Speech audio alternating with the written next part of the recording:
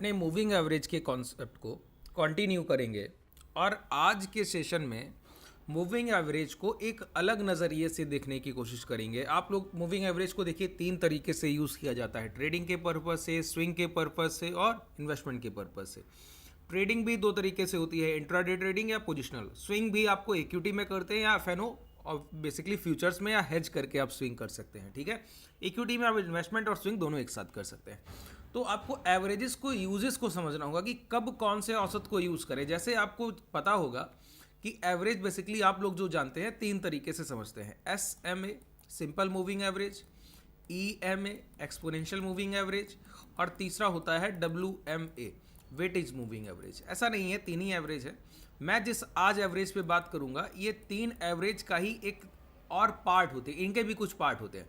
जैसे simple moving average का एक पार्ट है TMA, ठीक है, और इसी को अगर आप लोग एक्सपोनेंशियल में यूज़ करें तो उसको हम कह देते हैं TEMA, है ना। तो इसको हम लोग क्या बोलते हैं, ट्रिपल मूविंग एवरेज। ये ट्रिपल मूविंग एवरेज क्या होता है, बेसिकली ये एक टाइम फ्रेम का औसत होता है जिसको हम लोग 14, 21, 35 के औसत से समझते हैं। 14, 21, 35 क्या होता है, ये एक एक टर्मोलॉजी को अब मैं आज के सेशन में क्लियर करूंगा और ये बताऊंगा। जैसे कल जो मैंने सेशन किया, अब कई लोग उसमें कमेंट कर रहे थे, मैं आपके कमेंट्स के पहले डाउट क्लियर कर दूं। कई लोग बोल रहे थे कि 10 और 21 का औसत क्या उपयोग किया जा सकता है 5 मिनट के टाइम फ्रेम पर। मैं बोलता हूं नहीं। आप बोलेंगे 10 और 21 का औसत उपयोग किया जा सकता है क्या 15 मिनट के टाइम फ्रेम पर। मैं बोलता हूं नहीं, सिर्फ आवरली और डेली टाइम फ्रेम पर जाके यूज कीजिए। कल जब देखिए, आप लोग बहुत चीज़ों को ध्यान से सुना कीजिए। कल जब मैं सेशन किया, जिन लोगों ने कल का वीडियो नहीं देखा है, इस पूरे सेशन को कंप्लीट करने के बाद कल के सेशन का लिंक आपको डिस्क्रिप्शन में टेलीग्राम में मिल जाएगा। टेलीग्राम को ज्वाइन कर आप हमसे भी जुड़ जाएंगे और वहीं पर आपको मूविंग एवरेज जो कल मैंने वीडियो बनाया उसको आप वहां पे जाकर देख भी सकते हैं। देखिए, मैंने आपको क्या बोला, आवरली टाइम फ्रेम पर 21 का मूविंग एवरेज क्यों वैलिड करता है, क्योंकि ये पिछले 3 दिन के औसत को बता रहा है। 3 दिन के औसत के साथ चौथे दिन के लास्ट 3 घंटे के औसत को साथ लेकर बता रहा है। 21 का औसत डेली के टाइम फ्रेम पर क्या दर्शा रहा है, ये पिछले लगभग 1 महीने के औसत भाव को दर्शा रहा है। इस वजह से ये डेली और आवरली टाइम फ्रेम पर इतना इफेक्टिव है। अब आप पूछिए कि 5 मिनट या 15 मिनट पर ट्रेड करूं, देखिए करने को आप कर सकते हैं। अब एफिशिएंसी की बात आती है ना। जब आप आवरली टाइम फ्रेम पर ट्रेड करेंगे तो आप 400 ट्रेड कीजिए और 400 में से 20 भी ट्रेड गलत हो जाए तो बहुत मुश्किल होता है, रेयर केस है। और वहीं पर अगर आप 5 या 10 मिनट के टाइम फ्रेम पर चले गए तो यही 400 ट्रेड में से आपकी 320 ट्रेड सही होंगे। ये एक हाई एक्यूरेसी सेटअप हुआ। लेकिन अभी एज अ बिगनर आप इतने कॉन्फिडेंशियल नहीं हैं कि आप ये 70-80 जो ट्रेड गलत होंगे इनके साथ आप बियर करके अपने पोजीशंस को हैंडल कर पाए, ये बात होती है। तो शुरुआत में जब आप ट्रेड करें तो रिस्क रिवॉर्ड रेशियो आप समझते नहीं है बेहतर, है ना। अभी टाइम फ्रेम को आप उतना बेहतर रिस्पेक्ट नहीं देते अपने टारगेट को लेकर, तो वो चीज़ें यहाँ पर आपको बहुत ट्रिगर करती हैं। तो आपको शुरुआत जब आप प्रैक्टिस कर रहे हैं तो आपको ऐसे प्राइजेक्शन पे करनी चाहिए जो बहुत हाई एक्यूरेसी रखते हैं। बहुत हाई एक्यूरेसी का मतलब है कि आप 50 ट्रेड कीजिए तो उसमें 45 बार सही हुई है, 46 बार सही हुई है, इस तरीके से। तो वो चीज़ें मैंने आपको टाइम फ्रेम के साथ बताई, आवरली और डेली टाइम फ्रेम के लिए है वो पर्टिकुलर, ठीक है। उस पर आप यूज़ कीजिए बहुत अच्छे से। देखिए, हैजिंग आप करेंगे आवरली टाइम फ्रेम पर, बहुत रेयर केस होगा कोई लॉस चला जाए। 400 ट्रेड कीजिए, 400 में एक भी ट्रेड गलत होने का रेयर केस होगा, क्योंकि आपको बहुत अच्छे से पता है हैजिंग में जब आप पोजीशन को लेते हैं उसको एडजस्ट करना कितना आसान होता है। क्लासेस में आप लोग सारी चीज़ें सीखते हैं। देखिए, आज मैं बात करने वाला हूं TMA पे। ये कॉन्सेप्ट मैंने क्लियर, कल मैंने आपसे एक क्वेश्चन पूछा था कि बायर और सेलर का एवरेज कैसे निकालते हैं। जिन लोगों ने, बहुत सारे लोगों ने नीचे कमेंट सेक्शन में जवाब दिया, देखकर अच्छा लगा कि आप लोग चीज़ों को सीखते हैं और सीखने के बाद याद भी रखते हैं। हालांकि मैं भी आपको रिवाइज कराता रहता हूं। जिन लोगों को नहीं पता है, आज के सेशन के एंड में मैं आपको बताऊंगा बायर सेलर का एवरेज कैसे निकालते हैं, ठीक है। और इस सेशन को पूरे ध्यान से देखिएगा। एक क्वेश्चन मैं आपसे आज भी पूछूंगा जिसका जवाब मैं अगले वीडियो में दूंगा। हालांकि वो क्वेश्चन का रिप्लाई पहले मैं उस पर एक सेशन कर चुका हूं। जिन लोगों ने देखा होगा वो उसका जवाब कमेंट सेक्शन में देंगे, ठीक है। देखिए, समझिए ध्यान से, एक एक कॉन्सेप्ट को बहुत ध्यान से सुनिएगा। अभी मार्केट में आप बहुत र्यूमर्स सुन रहे होंगे इस तरीके की कि बाजार में बहुत बड़ा डिप आने को है, प्राइस में बहुत बड़ी बिकवाली होगी। और जैसा कि हम लोग एक साइकिल, सेक्टोरल जो इन्वेस्टमेंट होते हैं उसमें देख भी रहे हैं, साइकिल, टाइम साइकिल जिसको हम कहते हैं, कि स्मॉल कैप और मिड कैप में बहुत बड़ी बिकवाली है। भी स्मॉल कैप में 1-1.5 महीने से बिकवाली है। मैं लगातार आप लोगों को बोल रहा हूँ, स्मॉल कैप और मिड कैप में अगर आपके इन्वेस्टमेंट है तो वो समय 2021 से लेकर ये 2024 की शुरुआत तक खत्म हो गया। दिसंबर की सीरीज थी जब खत्म हो रहा था, उसी समय से मैं आपसे बोल रहा हूँ कि प्राइस यहाँ से मिड कैप स्मॉल कैप में एक बड़ी प्रॉफिट बुकिंग आएगी। तो वो प्रॉफिट बुकिंग आ रही है। तो बाजार में क्या कहा जा रहा है कि इंडेक्स निफ्टी और बैंक निफ्टी बहुत करेक्ट करेंगे, 15 20 25 30% के करेक्शन आएंगे और बहुत सारी चीजें। तो जो आज मैं कॉन्सेप्ट आपको बताने वाला हूं वो एवरेज का ऐसा कॉन्सेप्ट है कि आप एक अंदाजा लगा लेंगे कि फर्दर आपको क्या एक अपॉर्चुनिटी देखना है। कई लोग अपना पोर्टफोलियो बेच रहे हैं, बताइए पोर्टफोलियो बेचने से गलत कोई बात बाजार में हो सकती है क्या? जो लोग अपना पोर्टफोलियो सेल कर रहे हैं बाजार में फियर के डर से, डर तो बाजार में हर 1-1.5 साल में आएगा, ऐसे आप कब तक पोर्टफोलियो बेचेंगे? और पोर्टफोलियो इन्वेस्टमेंट पर्पज से होता है। इन्वेस्टमेंट पर्पज का मतलब हुआ मिनिमम टेन्योर होगा, मिनिमम टाइम पीरियड होगा होल्डिंग का, तो 5 साल। और आप उसको 1 साल में 6 महीने में बेच कर जाएंगे तो कभी आप सोचिए पोर्टफोलियो में बड़ा पैसा नहीं बना पाएंगे। ऐसे बाजार में कई ट्रेडर हैं जो 25-25 साल से इस बाजार में हैं और कोई खास पैसा नहीं बनाया, क्योंकि उनको टाइम साइकिल को नहीं समझते। अब ये टाइम साइकिल क्या है? मिड कैप स्मॉल कैप में आपका फंड है, निकालिए लार्ज कैप में शिफ्ट कीजिए। अभी अगर बाजार में थोड़ा बहुत करेक्शन आने को होगा भी तो सबसे पहले कौन गिरेंगे बताइए? स्मॉल कैप गिर रहे हैं, मिड कैप गिर रहे हैं, ये बहुत तेजी से गिरेंगे। लेकिन जो नहीं गिरेंगे या सबसे कम गिरेंगे वो है HDFC बैंक। अब HDFC बैंक लोग खरीदने को तैयार नहीं। मैं बोल रहा हूं खरीदिए, 3,000 बिकेगा। क्यों नहीं समझ आता है आप लोगों को कि अगले 3 से 4 साल में अगर मैं बोलूंगा आपसे HDFC बैंक 3,000 के प्राइस को टच करेगा, आपका पैसा नियर अबाउट डबल से ऊपर जा रहा है। ठीक है, मैं रिलायंस बोलता हूं 5,000 बिकेगा। क्यों आप यहां पर नहीं खरीदारी कर रहे हैं? हीरो मोटो हुआ, इन्फोसिस हुआ, यहां पर आपको इन्वेस्टमेंट करनी चाहिए। तो चलिए हम लोग एक आई ओपनर सेशन की तरह इसको लीजिए और आपको एक समझ आएगा कि कोई भी प्राइस जहां पर आपका इन्वेस्टमेंट हो या आप स्विंग के लिए देख रहे हो या अगले 1 महीने में आपके ट्रेड प्लान क्या होने वाले हों वो देख रहे हो, तो मैं आपको डिटेल से ये वीडियो हो सकता है थोड़ा लंबा हो, लेकिन अगर आप लोग अंत तक रहेंगे तो मैं आपसे वादा करता हूँ आप जो चीज़ें आज सीख कर जाने वाले हैं शायद ही आपने लाइफ में कभी एक्सपीरियंस की होंगी। सबसे पहली चीज़, जब आप टेलीग्राम ज्वाइन करते हैं, नीचे जो मैंने आपको बताया डिस्क्रिप्शन में लिंक है, टेलीग्राम जब आप ज्वाइन करते हैं तो मॉर्निंग में आपको कुछ कोड्स लिख कर देता हूँ। कोड्स लिखने का मतलब है मॉर्निंग में मैं आपको एक लर्निंग कोड देता हूँ जिसमें बहुत सारी चीज़ें लिखी रहती हैं, उसको अगर आप पढ़ेंगे तो बहुत सारा कुछ आपको सीखने को मिलता है। हर रोज़ एक कोड आपको मैं देता हूँ। वहाँ पर मैं आपको एक कोड देता हूँ कि जैन से मार्च, जनवरी से लेकर मार्च तक प्राइस में बाजार में खरीदारी के अवसर मिलते हैं, बाइंग अपॉर्चुनिटी, जिसको आप कहते हैं कि डिस्काउंट सेशन चल रहा है बाजार में, इसको कहा जाता है डिस्काउंट सेशन चल रहा है। डिस्काउंट सेशन का मतलब है कि ये समय खरीदारी का पीरियड कहा जाता है। अच्छा, ये जो बाइंग पीरियड है ये पता कैसे लगता है? देखिए, हम लोग बाजार में जो भी प्राइस एक्शन देखते हैं, अगर प्राइस को यहाँ पर मैं देख रहा हूँ तो मैं आपको कई बार टेक्निकल्स में समझाता भी हूँ, ये बात कई बार आपको बताता हूँ कि प्राइस को जब भी आप देखिए तो पिछले 3 दिन के प्राइस एक्शन ही कम से कम रिपीट होंगे। पिछले 3 दिन में जो बाजार में हुआ होगा वही कहीं ना कहीं दोहराया जाएगा। अगर आप पिछले 3 दिन के प्राइस को देख कर बैठेंगे तो वो चीज़ें आपके लिए बहुत आसान हो जाएंगी ट्रेड करने के लिए लाइव मार्केट में। ये क्या है? हिस्टोरिकल डेटा से सीख रहे हैं ना कि आगे क्या होगा, पिछले डेटा से सीख रहे हैं आगे क्या होगा। तो जब आप पिछला डेटा देखते हैं तो आपको पता लगता है कि बाजार में इंडेक्स में हर बार यही होता है कि नवंबर दिसंबर के आसपास हर साल एक करेक्शन की शुरुआत होती है और वो करेक्शन मार्च एंड तक अप्रैल शुरुआत तक खत्म होता है। फिर एक रैली आती है, वो प्राइस को ऊपर लेकर जाती है और नवंबर दिसंबर के आसपास दोबारा एक करेक्शन की शुरुआत होती है। ये एक साइकिल है। ये साइकिल आज से नहीं है, ये साइकिल पिछले 15 से 18-20 साल का मैं आपको डेटा दिखा दूंगा और ऐसे ही है। चलिए मैं आपको एक सिंपल सा एक डेटा दूं। अगर मैं बोलूं 2008 लेमन ब्रदर कोलैप्स के बाद से आज तक अगर आप देखेंगे तो हर बार यही साइकिल रिपीटेटिव मोड में दिखती है कि एक करेक्शन साइकिल जो कि जन और मार्च के बीच में आती है और फिर एक रिकवरी साइकिल जो अप्रैल से लेकर दिसंबर तक के बीच में कहीं ना कहीं आती है। ये कभी ना कभी हर बार सही होता है और कभी कभी ये देखिए हर बार क्या होगा कि दिसंबर से करेक्शन की शुरुआत होगी, जैसे इस बार हुई, पिछली बार हुई, उसके पहले हुई, और कभी कभी क्या होता है उस करेक्शन की शुरुआत हो जाएगी अक्टूबर से ही, है ना, तो प्राइस पहले ही गिरने लगेगा तो रिकवरी भी जल्दी हो जाएगी, तो प्राइस वहाँ मार्च के आसपास कंसोलिडेशन कर हाई ब्रेक करेगा नियर अबाउट अप्रैल। तो ये सारी चीज़ें अभी टेक्निकल में मैं ये सारी चीज़ें प्राइजेशन में आपको समझा दूंगा। इसके साथ तो हमको ये समझने में आना चाहिए कि जब प्राइस में हमको एक करेक्शन फेज मिल रहा है, खरीदने का अवसर, जो कि मैंने कहा मार्च से जैन से मार्च के बीच में मिलता है, दिसंबर से जैन, जैन से मार्च, इस तरीके से आपको ये सेशन मिलता है। इस बीच में खरीदारी के अवसर बाजार में मिलते हैं। जैसे कि अभी आप देखेंगे तो डिस्काउंट सेशन कहते हैं, ठीक है, अभी बाजार में डिस्काउंट सेशन है कि खरीदारी के अवसर है। सारे स्टॉक, HDFC बैंक आपको सस्ते में खरीदने को मिल रहा है। जितने स्टॉक ज़्यादा चल गए थे सारे स्टॉक, हीरो मोटो ने 5,000 के हाई लगाए, दोबारा निचले स्तर पर खरीदने को मिल रहा है। विप्रो लगभग 40% डिस्काउंट पर मिल रहा है। ऐसे स्टॉक्स आपको ये डिस्काउंट सेशन में खरीदने को मिलते हैं। अच्छा, अब मैं क्या बोलता हूँ ये जो साइकिल है इसका आइडेंटिफिकेशन, पहचान कैसे हो कि अब खरीदारी का अवसर आ रहा है। तो मैं बोलता हूं 3 औसत होते हैं, 3 औसत वीकली टाइम फ्रेम पर। सबसे पहले एक टाइम फ्रेम को समझेंगे, ठीक है।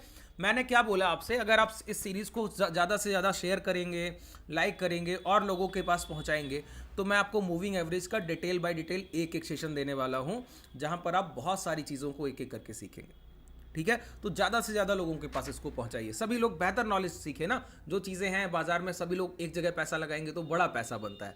अभी बाजार में करेक्शन नहीं आ रहा है क्योंकि हम लोग एज अ रिटेलर SIP के रूप में म्यूचुअल फंड्स को बहुत पैसा दे रहे हैं।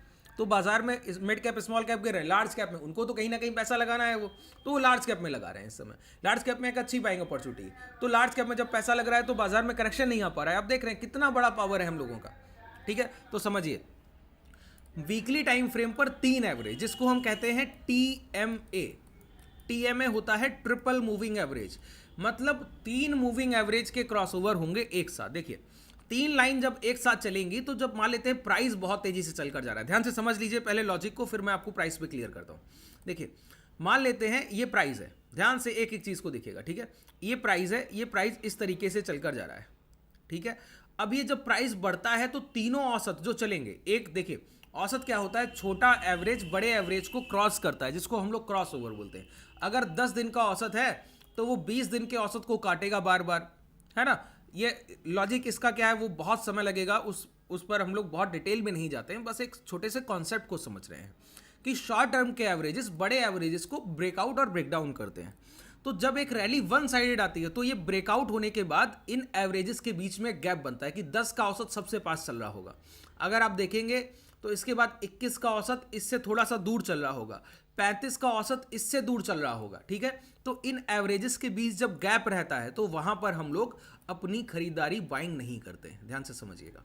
जब इन औसतों के बीच में गैप रहेगा वहां पर हम लोग अपना इन्वेस्टमेंट या स्विंग के लिए प्लान नहीं करते। जो लोग 5, 6, 8 महीने के खरीदार है ना, उनके लिए बोल रहा हूं कि आज खरीदा 6 महीने बाद आपको अच्छा खासा मुनाफा चाहिए, 25, 40, 50% बुक करना है अगर पोर्टफोलियो, तो ये तरीका अपनाइए। यहां पर जब एवरेजेस के बीच गैप आ गया तो हम खरीदारी नहीं कर रहे हैं। अब क्या होगा, यहीं से एक प्राइस में क्या आएगा, प्राइस में कोई करेक्शन आएगा। करेक्शन आएगा तो सबसे पहले ये वाला एवरेज नीचे झुकेगा, फिर ये झुकेगा, फिर ये झुकेगा। ये एवरेज एक जगह आकर इस तरीके से एक दूसरे को कन्वर्जन कर रहे हूं। कन्वर्जेंस आगे समझाएंगे क्या होता है। सिर्फ कन्वर्जन का मतलब है कि अभी तक ये सारे ऊपर चल रहे थे, अब 10 का एवरेज 21 के नीचे आने की कोशिश करेगा, 35 के नीचे आने की कोशिश करेगा, 21 का एवरेज 35 के नीचे आने की कोशिश करेगा। बेसिकली जब आप बड़े टाइम फ्रेम को ट्रेड कर रहे होते हैं तो बड़े टाइम फ्रेम में एक चीज बिल्कुल क्लियर है कि प्राइस में करेक्शन एक शॉर्टर टर्म के लिए होता है और लॉन्ग रन लॉन्ग टर्म के लिए होता है। तो जब भी ये कन्वर्जेंस हो रहा होता है, इसको कहते हैं बाइंग अपॉर्चुनिटी। शॉर्ट सेलिंग का ये अपॉर्चुनिटी नहीं है, इसको हम लोग बोलते हैं बाइंग अपॉर्चुनिटी, कि यहां पर एक्यूमुलेशन होगा। अब ये जो तीनों एवरेजेस के बीच में दूरी थी ये घटती है, क्रॉसओवर होता है। क्रॉसओवर होने के बाद ये फिर से लगभग ओवरलैप करने लगते हैं जब घूमते हैं। जब दोबारा यहां से बाइंग उठेगी इसी प्राइस में, नीचे से आकर ऊपर जाने की कोशिश होगी, तो ये ओवरलैप करते हुए टर्न अराउंड करते हैं। अब दोबारा प्राइस में रैली आएगी तो फिर इन तीनों के बीच में डिफरेंस आएगा, फिर डिफरेंस आएगा तो फिर कहीं ना कहीं से प्रॉफिट बुकिंग आएगी। तो ये साइकिल जो चलती है ये ईयरली बेसिस पे चलती है कि पहले तीनों एवरेजेस के बीच में बड़ा डिफरेंस आया, फिर तीनों ने एक दूसरे को ओवरलैप किया, फिर एक बड़ा डिफरेंस आया, फिर ओवरलैप किया, फिर बड़ा डिफरेंस आया। तो ये साइकिल ईयरली बेसिस पे चलती है। तो जो ये ओवरलैप होता है ना, ये ओवरलैप होता है जैन सेशन से मार्च सेशन के बीच में। बहुत ध्यान से सुनिए, देखिए ये बहुत, जो मैं आपको चीज़ें सिखा रहा हूँ ये बहुत आसान चीज़ें नहीं है, ये आसानी से आपको कहीं सीखने को नहीं मिलने वाली, और बहुत प्रैक्टिकल अप्रोच के साथ बोल रहा हूँ मैं, ठीक है। तो जो चीज़ें आप सीख रहे बहुत ध्यान से सुनिएगा, एक एक पॉइंट्स को कोशिश कीजिए कहीं नोट डाउन कर लीजिए इन चीज़ों को, है ना। ये लाइफ लॉन्ग आपके काम आएंगी। मैं एक बार सिखा रहा हूँ, आप जीवन भर इससे कमाने वाले हैं, ठीक है। तो देखिए पहले हमको क्या करना है, सबसे पहले वीकली टाइम फ्रेम पर जाना है। वीकली टाइम फ्रेम पर जाने के बाद यहां पर हमको क्या करना है, अभी आपको ये प्राइस देखिए, अभी क्या है, आज का दिन है सैटरडे, तो सैटरडे को ट्रेडिंग व्यू के प्राइसेस में क्या चलते हैं, एडजस्टमेंट, सेटलमेंट होते हैं। तो सेटलमेंट की वजह से आपको ये ओपन प्राइस की तरह दिखेगा कि 4-3%, ऐसा कुछ नहीं। आप डेली आवरली टाइम फ्रेम पर आएंगे तो आपको वही क्लोजिंग दिखेगी 46,543 जो कि हुई है कल बाजार में, ठीक है। तो जब हम लोग वीकली टाइम फ्रेम पर आ गए, अब वीकली टाइम फ्रेम पर आकर हमको क्या करना है, समझिए, ध्यान से सुनिएगा। यहां पर मूविंग एवरेज पर जाना है, ठीक है। मूविंग एवरेज पर जाना है। अब मैं एक एक चीज़ को यथार्थ कर रहा हूँ आपके सामने।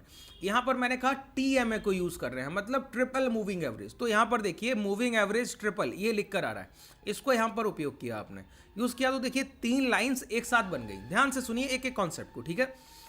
यहां पर मैंने क्या कहा, 14, 21, 35। 14 का एवरेज 21 को क्रॉस ओवर करेगा, सबसे छोटा एवरेज कौन सा है, 14 का, फिर 21 का, फिर 35 का। इसको हम लोग क्या करेंगे, यहां से सिंपल से मेथड को एक्सपोनेंशियल कर लेंगे। सिंपल TMA को नहीं यूज करेंगे, हम लोग TEMA को यूज करेंगे, ठीक है। TMA को यूज नहीं कर रहे हैं, triple simple moving average use नहीं कर रहे हैं, triple exponential moving average use कर। इससे क्या होगा बताइए, इससे मैं आपको बोलूं, इन तीनों एवरेजेस के बीच में जो लैग रहते हैं, दूरी ज़्यादा हो जाएगी, क्रॉसओवर में ज़्यादा आएगा, ये लैग दूर हो जाते हैं। इन लैग से बचने के लिए ऐसा हम लोग करते हैं कि EMI यूज करें। तो यहाँ पर 3 एवरेज कौन से हैं, एक 14 हफ्ते का, देखिए टाइम पीरियड कौन सा है, वीकली, तो एक 14 हफ्ते का औसत है, एक है 21 हफ्ते का औसत, एक है 35 हफ्ते का औसत। तो देखिए 14 हफ्ते की बाइंग अगर उठेगी तो प्राइस सबसे पहले 21 हफ्ते के एवरेज को ब्रेक करेगा, फिर 35 के एवरेज को ब्रेक करेगा। फिर अगर इतनी बाइंग हुई है तो प्राइस में क्या आएगा, वो डिमांड के इंपैक्ट से मोमेंटम आएगा तो प्राइस चल कर जाएगा। फिर कहीं प्रॉफिट बुकिंग होगी, फिर प्राइस नीचे आएगा, फिर क्रॉस ओवर करेगा।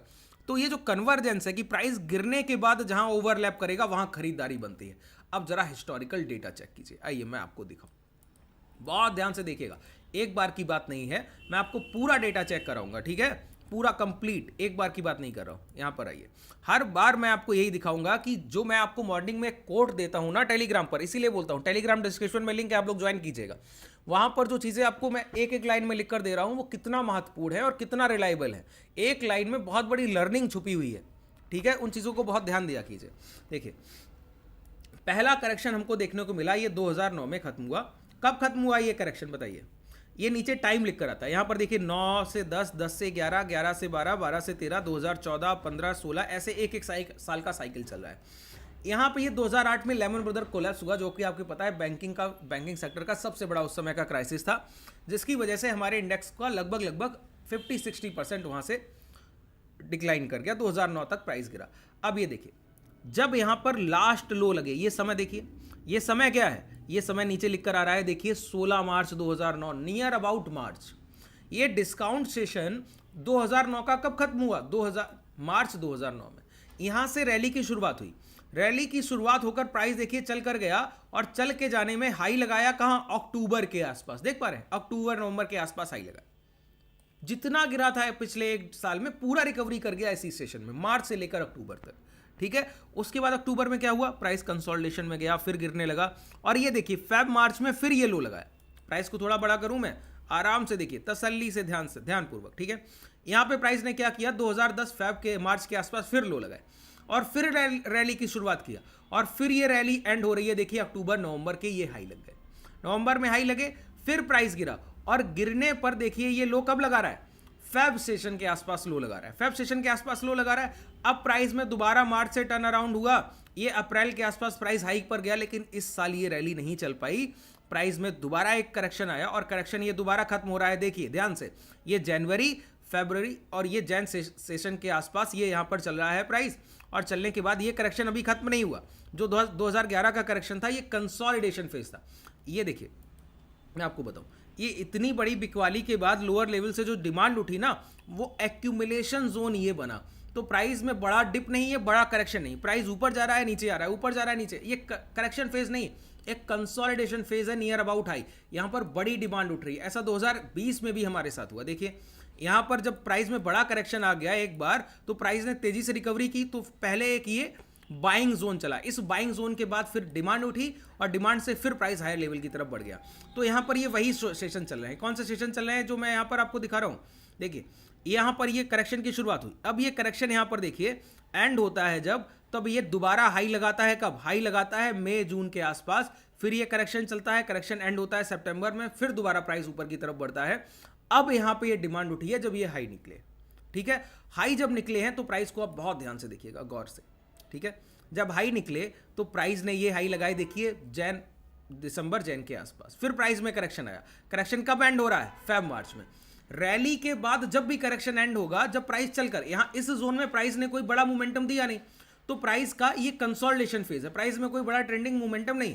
अब प्राइस ने जब मोमेंटम दिया, जब यहाँ पर दूरी बनती है तीनों के बीच में, यहाँ पर दूरी बनती है तीनों के बीच में, यहाँ कोई इस सेशन के बाद जब ये रैली एंड हुई, इसके बाद इस जून में अक्टूबर के बाद कोई भी तीनों एवरेजेस के बीच में कोई बड़ा गैप बना ही नहीं। यहाँ पर गैप बना तो रैली आई, रैली के बाद करेक्शन एंड हो रहा है, देखिए फेब मार्च में। फिर एक रैली आती है, रैली खत्म होती है अगस्त अक्टूबर में, और दोबारा करेक्शन ये एंड होता है देखिए जैन के आसपास, ठीक है, जैन से मार्च के बीच में मैंने कहा डिस्काउंट सेशन खत्म होता है। फिर ये रैली आती है, रैली कहाँ खत्म होती है, जैन के आसपास, और ये सेशन खत्म होता है मार्च के आसपास। फिर एक रैली आती है, ये देखिए अगस्त सितंबर अक्टूबर नवंबर में ये रैली खत्म होती है, और ये दोबारा से आप देख रहे हैं करेक्शन फेज। यहाँ पर देखिए ये रैली फिर खत्म होती है इसी एरिया के आसपास, अब ये दोबारा से हाई ब्रेक नहीं कर पाया, फिर बड़ा करेक्शन, तो फिर वही रैली की शुरुआत हो गई। तो हर बार आप क्या देख रहे हैं कि प्राइस में जब भी बड़ा मोमेंटम होता है तो बड़े मोमेंटम के बाद जो करेक्शन आता है, वो करेक्शन अगर एंड होता है तो जैन से मार्च के बीच में एंड होता है। इस पूरे एरिया को मैंने एक लाइन में कोट कर दिया आपके लिए, आसान कर दिया ना चीज़ों को। अब यहाँ पर जब आप खरीदारी करेंगे तो खरीदारी के लिए मैंने क्या कहा, ओवरलैप। ओवरलैप का मतलब है कि प्राइस में जब बड़े करेक्शन आ गए तो यहाँ पर देखिए जब एवरेजेस क्या करते हैं, कन्वर्जन ये होता है। कन्वर्जन बेसिकली घुमाव को समझिए आप, एक लाइन में अगर समझना है, गिरता हुआ एवरेज धीरे धीरे अगर बाइंग आने लगी तो ऐसे ऐसे मुड़ने लगेगा, इसको कहते हैं कन्वर्जन। ये दूसरा एवरेज भी इसके साथ मुड़ने लगेगा, तीसरा एवरेज सबसे छोटा 14 पीरियड का, ये भी इसके साथ मुड़ने लगेगा, ये सबसे पहले क्रॉस करेगा। जब ये एवरेज टर्न होने लगे तो इस जगह पर हमारी बाइंग बनती, ये एवरेज भी टर्न हो रहे होंगे और प्राइस भी इसके ऊपर आ जाएगा। देखिए जब ये प्राइस गिर रहे थे यहाँ पर ये एवरेज टर्न होने लगे और प्राइस भी ऊपर आ गया एवरेज के ऊपर, यहाँ पर हमारी बाइंग बनी तो प्राइस चल कर गया। नवंबर के आसपास देखिए ये इंडेक्स 5000 का index 9000 near about, index double होने का मतलब समझते हैं, आपके खरीदे गए स्टॉक 2 गुना 3 गुना 4 गुना हो गए होंगे आराम से, ठीक है। अब यहाँ पर दोबारा से ये करेक्शन मिला, करेक्शन में देखिए इन तीनों के बीच में दूरी आई तो प्रॉफिट बुकिंग आया, प्रॉफिट बुकिंग के बाद दोबारा यहाँ पर प्राइस चला तो दोबारा चलने पर फिर ये हाई मिले, अक्टूबर नवंबर में फिर करेक्शन आया, करेक्शन के बाद यहाँ पर देखिए फिर ये ओवरलैपिंग हुई। ओवरलैपिंग में हम लोगों ने क्या किया, यहाँ पर अपने इन्वेस्टमेंट की शुरुआत कर दी, इन्वेस्टमेंट की शुरुआत की, प्राइस ऊपर जा रहा है लेकिन लो भी नहीं जा पा रहा है, मतलब हमारा इन्वेस्टमेंट यहाँ पर एक 2012 से लेकर 13 तक एक एक्यूमुलेशन जोन में रहा कि यहाँ पर हमको सिर्फ खरीदारी के अवसर मिले और बेचने के कोई अवसर नहीं मिले। फिर यहाँ पर देखिए ये क्या हुआ, कन्वर्जेंस दोबारा यहाँ पर देखने को मिला, कन्वर्जेंस देखने को मिला तो हमने पहले से ही खरीदारी कर रहे थे, वही खरीदारी इस बार उठकर एक बड़ी रैली में तब्दील हुई। फिर से देखिए ये इंडेक्स कहाँ से, हम लोग खरीदारी कर रहे थे 9600 से, इंडेक्स हो गई 20000 की, सोचिए डबल हो गया। हम लोग 12 से 13 के बीच में एक्यूमुलेशन करते रहे, 13 से 15, 2 साल में इंडेक्स डबल हो गया, और इंडेक्स डबल होने पर हमको एक बड़ा मोमेंटम मिला, ठीक है। तो यही एक खरीदारी का साइकिल है। तो अभी मैं कह रहा हूं ना टाइम टू बाई, अब टाइम टू बाई। अब कुछ लोग बोलेंगे कि ये तो टाइम टू बाई अगर है तो अभी प्राइस में बड़ा मोमेंटम आना चाहिए, बड़ा मोमेंटम। अब कुछ लोग बोलते हैं कि बड़ा करेक्शन आएगा, मोमेंटम तो छोड़िए, तो उनको मैं एक जवाब देता हूं, सर आइए प्राइस में सबसे पहले आया कीजिए, कुछ भी देखने जा रहे हैं ना तो सबसे पहले प्राइस को देखिए, उसके बाद कुछ और। हम लोग अब एक बार मंथली टाइम फ्रेम पर आ जाते हैं। मैं आपको एक आई ओपनिंग सेशन दे रहा हूँ। यहाँ पर क्या करना है, एक अपर ट्रेंड लाइन ड्रॉ होती है। अपर ट्रेंड लाइन क्या होती है, अगर प्राइस ऐसे ऐसे आगे बढ़ रहा है ना तो हम लोग क्या करते हैं, ये सभी स्विंग हाई को कनेक्ट करके ये बताते हैं कि प्राइस किस लेवल को टच करके गिरने की क्षमता रखता है, वो एक अनुमान लगा लिया जाता है। यहाँ पर अगर आप एक ट्रेंड लाइन ड्रॉ करें इस तरीके से सभी लेवल्स को टच करते हुए, इस तरीके से ये लाइन यहाँ पर जाने वाला है, ठीक है। ये लाइन ड्रॉ हो गया।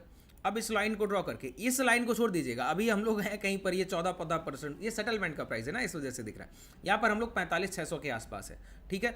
अब हम लोग ये लाइन ड्रॉ, एक बार सोचिए, मैं एक बार चार्ट को क्लीन करके दोबारा ये लाइन ड्रॉ करता हूँ जिससे आपको दोबारा में आसानी हो, कोई भी तकलीफ नहीं चाहता हूँ, ठीक है। यहाँ से देखिए 2008 से लेकर यहाँ तक हम लोगों ने एक लगभग लाइन ड्रॉ किया, जिससे हमको एक अनुमान मिला कि हम लोग क्या रैली करने वाले हैं। तो ये हमको एक मिल गया। तो अभी हम लोग 45,000 यहाँ पर ट्रेड कर रहे हैं, 45,600 के आसपास, ठीक है, 46,600 के आसपास, सॉरी। अब हमको क्या करना है, दोबारा से वीकली टाइम फ्रेम पर जाना है और ये देखना है कि अभी हम लोग किस साइकिल में हैं। तो यहाँ पर अगर आप गौर करें तो जून से ये जब रैली उठी तो दिसंबर में एंड हुई, प्रॉफिट बुकिंग आया तो मार्च में ये खत्म हुआ, तो दोबारा रैली चलने की शुरुआत हुई। अब ये हाई यहाँ पर निकलने की कोशिश प्राइस बार बार कर रहा था, जो कि नहीं निकला। तो ये कौन सा एरिया हुआ, ये सिमिलर टू एरिया है, ये वाला एरिया जहाँ पर ये कंसोलिडेशन चल रहा था, जो आपने ये फेज देखा था, ये फेस। अच्छा, अगर यहाँ पर प्राइस में कोई प्रॉफिट बुकिंग नहीं हुआ, ध्यान से देखिएगा आप प्राइस को, यहाँ कोई प्रॉफिट बुकिंग तो हुआ नहीं, तो प्राइस कंसोलिडेशन में रहा, लेकिन ये ट्रेंड लाइन एक रेंज खोलती गई कि जब यहाँ से डिमांड उठेगी इतने समय खरीदारी के बाद, तो इम्पैक्ट ऑफ बाइंग प्राइस को कहाँ ले जाएगा, वही यहाँ पर हो रहा है। अगर आप गौर करें, अगर ये लाइन आप दोबारा इस तरीके से ड्रॉ कर लें, इतना ही ड्रॉ कर लीजिए, आसानी से समझ आ जाएगा क्या हो रहा है, ठीक है, इतना ही ड्रॉ कर लीजिए, इसी से समझ आ जाएगा। देखिए अभी क्या चल रहा है, प्राइस इस हाई को डिस्काउंट दे रहा है, लेकिन इस हाई को बहुत तेजी से नहीं निकल पा रहा है, इस हाई को बहुत तेजी से ब्रेक नहीं कर पा रहा है, तो प्राइस यहीं पर रुकने की कोशिश कर रहा है। अब जब ये रुकने की कोशिश हो रही है ना, तो प्राइस यहां पर रुका रहेगा और ये चल कर गया, मान लेते हैं इस साल रैली आई, अभी हम लोग कहाँ हैं, मार्च के आसपास है, तो ये डिस्काउंट सेशन का एंड होना चाहिए। अगर ये डिस्काउंट सेशन का 46,500 पर एंड है, तो अगर रैली आई तो प्राइस कहां तक चल कर जाएगा बताइए, ये 25 खत्म होगा, तो इस लाइन को थोड़ा और आगे बढ़ाइए, इस लाइन को क्या कीजिए, थोड़ा और आगे बढ़ाइए इस तरीके से, ठीक है। अब जब 25 खत्म होगा तो बताइए ये एवरेज 25 खत्म होते होते कहाँ तक पहुँचते हैं, 54-55 हज़ार तक पहुँचते हैं। मतलब अगर यहाँ से डिमांड उठी तो हमारा अगला टारगेट बैंक निफ्टी में क्या होगा, 54-55 हज़ार के आसपास का टारगेट होगा, नियर अबाउट 9 से 10 हज़ार पॉइंट की रैली, 9 से 10 हज़ार पॉइंट की रैली। इसका मतलब है कि अगर बाजार में अभी कोई लास्ट स्विंग लो ब्रेक नहीं हो, जब तक बाजार 44,300 या 42,100, मैं आपको एक लेवल बता रहा हूँ, अब इस पे मैं चर्चा करूंगा तो बहुत समय लगेगा कि ये लेवल कैसे निकल कर आया, उतना समय हमारे पास नहीं है। तो अगर मैंने आपको एक सिंपल लेवल बता दिया, अगर बाजार अभी 42,100 के नीचे जब तक वीकली क्लोजिंग नहीं देता है, तब तक हमारा अगला टारगेट 55,000 के आसपास रहेगा 2025 के एंड तक। हमको ये 25 का जो टाइम आएगा तो हमारा ये टारगेट रहने वाला है। ये कैसे पता लग रहा है, ये प्रीवियस डेटा बता रहा है, हम लोग नहीं कुछ कर रहे हैं। ये इन्वेस्टमेंट ऐसे ही होती है, ये बड़े लोग, म्यूचुअल फंड्स हुए, ये बड़ी बड़ी इन्वेस्टमेंट फर्म्स हुई, हैज कंपनीज, ये सारा अपना पैसा ऐसे समय पर लगाती हैं, और ये पीरियड ऑफ टाइम बताता है, ये पिछला इन्वेस्टमेंट पीरियड बता रहा है हमको कि हर बार यही हुआ है। यहाँ पर ये मार्च में एंड होता है, बार बार प्राइस अगस्त अक्टूबर में हाई बनाता है, फिर ये यहाँ पर एंड होता है, देखिए मार्च जून जुलाई, फिर ये हाई बना रहा है। यहाँ पर आपने वही चीज़ देखी, ये नवंबर में खत्म हुई, फिर ये रैली यहाँ पर मई के आसपास शुरुआत किया, ये दिसंबर में खत्म हुआ, फिर ये यहाँ मार्च से शुरुआत किया। तो ये चीज़ें यहाँ पर रिपीटेटिव चलती हैं, एक दोहराव की प्रवृत्ति प्राइस में पाई जाती है, वही मैं आपको समझा रहा हूँ। तो यहाँ पर अगर प्राइस ने जब तक ये लो ब्रेक नहीं करता है, तब तक जो लोग अपना पोर्टफोलियो बेच रहे हैं ना, वो लोग बाद में पछताइएगा। सर किस लिए पछताइएगा, कि ये मोमेंटम की शुरुआत होगी, प्राइस 53, 54, 55 हज़ार जाएगा और आप लोग कहीं ना कहीं इसी बाजार के भंवर में फंसे रह जाएंगे कि गिरेगा गिरेगा गिरेगा, जो कि होने वाला नहीं। ठीक है, अब ये कन्वर्जेंस आप लोग छोटे टाइम फ्रेम पर भी इसको ट्रेड कर सकते हैं। देखिए छोटे टाइम फ्रेम पर सिंपल जो रूल मैंने आपको वहां बताया, वही यहाँ पर प्राइस गिरते हुए जब दोबारा से टर्न अराउंड दिखाने लगे, घूमकर ये तीनों एवरेज ब्रेक करें और भाव भी इसके ऊपर आ जाए, तो यहाँ पर लॉन्ग करने की एक अच्छी अपॉर्चुनिटी होती है। इसी तरीके से शॉर्ट करने के लिए ये तीनों एवरेज एक दूसरे को क्रॉस ओवर करे और यहाँ पर नीचे आ जाए, तो ये हर बार शॉर्ट करने की, हर बार सेल ऑन राइज की एक अच्छी अपॉर्चुनिटी होती है, जिसको आप लोग ट्रेड भी बहुत अच्छे से करते हैं ना।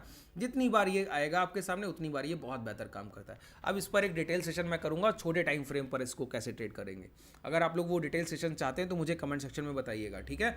अब मैं यहाँ पर आपको बता दूँ बायर और सेलर एवरेज कैसे निकालते हैं। अब मैं इसको हटा दूँ, जैसे अभी आपसे पूछा जाए, ध्यान से सुनिएगा, अभी आपसे देखिए मैं बहुत सारी चीज़ें आपको एक साथ सिखाता हूँ सर, है ना, एक एक पॉइंट को क्लियर कर रहा हूँ, बहुत ध्यान से इन चीज़ों को समझा कीजिए, सीखा कीजिए। अब मैंने आपको जो इन्वेस्टमेंट का ये तरीका बताया, ये एक जगह के लिए नहीं है। आप बैंक निफ्टी मैंने बताया, निफ्टी के इंडेक्स को देखिए, आईटी सेक्टर को देखिए, सारे सेक्टोरल ग्रोथ चलती है ना हमारे यहाँ। मैंने आपको बोला मिड कैप स्मॉल कैप से पैसा लार्ज कैप में आएगा, क्या मेरा एनालिसिस बिल्कुल डेप्थ है, मैंने आपको बताया। ये तो मैंने बहुत छोटा सा आपको, अभी ये और इन डेप्थ जाता है जब मैं क्लासेस करता हूँ। जब आप हमारी क्लासेस में आते हैं तो मैं आपको बताता हूँ, 2-2 घंटे के सेशन में आपको बताता हूँ कि कैसे आप समझते हैं कि प्राइस अब किस लाइफ लॉन्ग हाई पर जाएगा या कहाँ तक गिर सकता है। जब मैं आपको बताऊँ 42,100 का इंडेक्स था, नीचे आप डिस्क्रिप्शन में जाइए, आपको टेलीग्राम का लिंक मिलेगा, मैं वो वीडियो पिन करा दूंगा।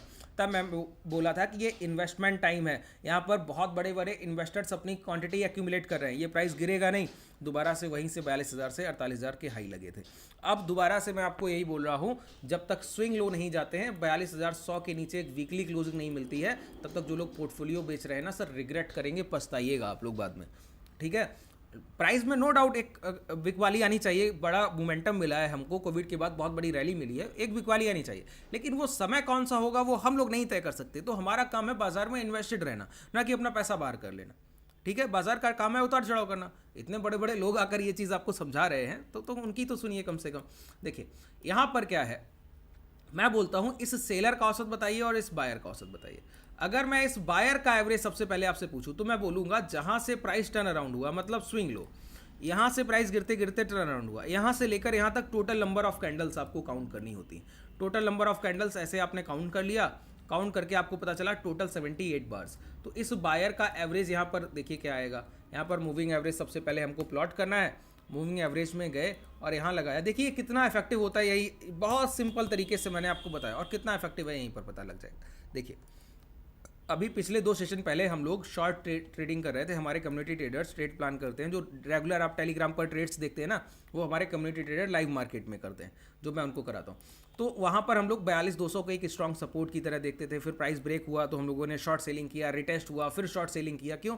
हमको पता है ये बायर का औसत है, पहले तो जल्दी ब्रेक नहीं होगा। एक बार भी जब पहली बार कोई प्राइस टेस्ट करता है किसी एक एवरेज के ऊपर अगर भाव चल रहा है तो उसका औसत भाव एक सपोर्ट लेवल है।